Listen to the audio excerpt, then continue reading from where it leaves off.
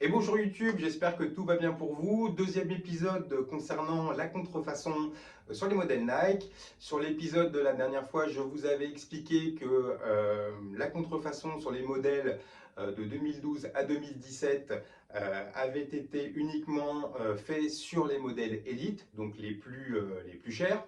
Et depuis 2017, donc jusqu'à nos jours, nos amis de la contrefaçon se sont focalisés plus particulièrement sur les modèles Limited.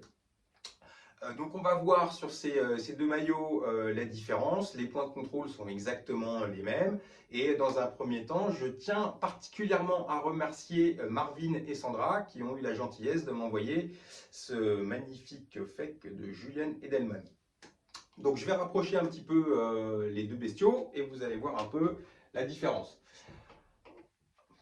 Donc premier point visuellement qui doit vous sauter aux yeux, c'est la différence déjà au niveau de la longueur. On s'aperçoit qu'on est sur deux tailles M et qu'il y en a une qui est beaucoup plus longue, un petit peu plus longue pardon, que l'autre.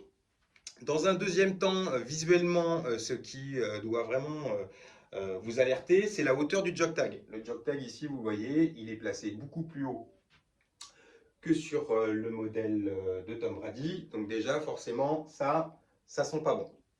Autre point visuellement, sans rentrer, on va dire, dans les grands détails et qui doit vous sembler très bizarre, la taille des numéros, donc le Edelman, le 11 et le 12 de Brady, et forcément aussi, on va dire, la police de caractère des chiffres. Donc on se rend compte que ce n'est pas le même, même si à peu près, hein, c'est comme toujours la contrefaçon, ça fait à peu près la maille, mais dans le détail, c'est une catastrophe.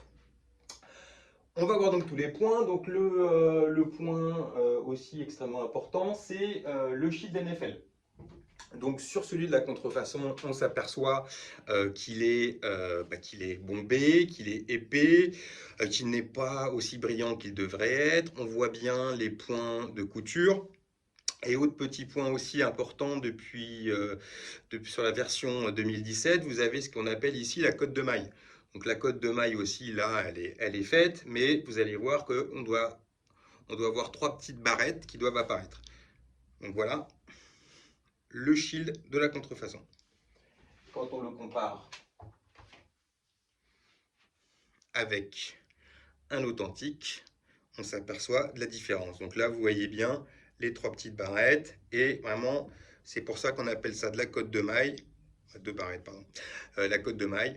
Pour cet effet-là, on voit effectivement que les points sont très peu visibles, que le shield est bien brillant et n'est pas du tout épais comme le modèle précédent. Autre point important au niveau visuel, c'est la broderie. Donc là, vous voyez la broderie Patriot. Donc elle est propre, elle est nette, il n'y a aucun souci là-dessus. Et quand on compare avec le fake, on s'aperçoit que c'est, même si là aussi ça peut paraître correct, on s'aperçoit notamment que vous avez voilà, un fil qui touche, qui relie chaque lettre. Ça déjà, c'est très très très mauvais signe. Autre point de comparaison dont on avait parlé la dernière fois, l'insigne Nike à la manche.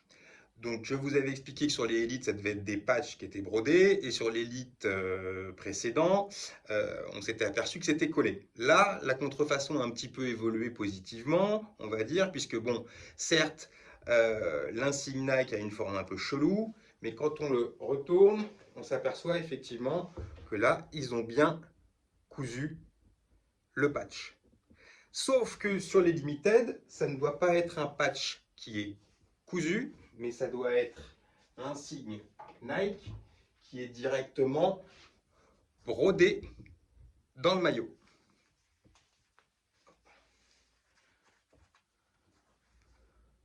Voilà. Autre point de contrôle, les logos. Ça, c'est le logo officiel.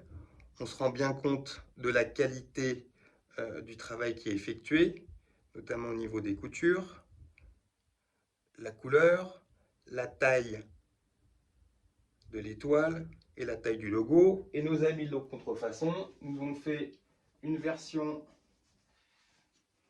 là aussi visuellement ça passe à peu près, mais en les comparant, on se rend compte qu'on n'est pas du tout sur la même couleur et que l'étoile et le patch ne sont pas exactement le même.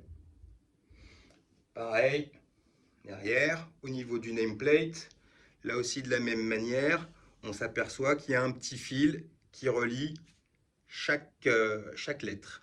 Donc là aussi, tout est bien que sur un maillot à 150 balles, il y a quand même une belle qualité. Autre chose qui peut être intéressant, c'est l'étiquette qu'on est censé avoir ici.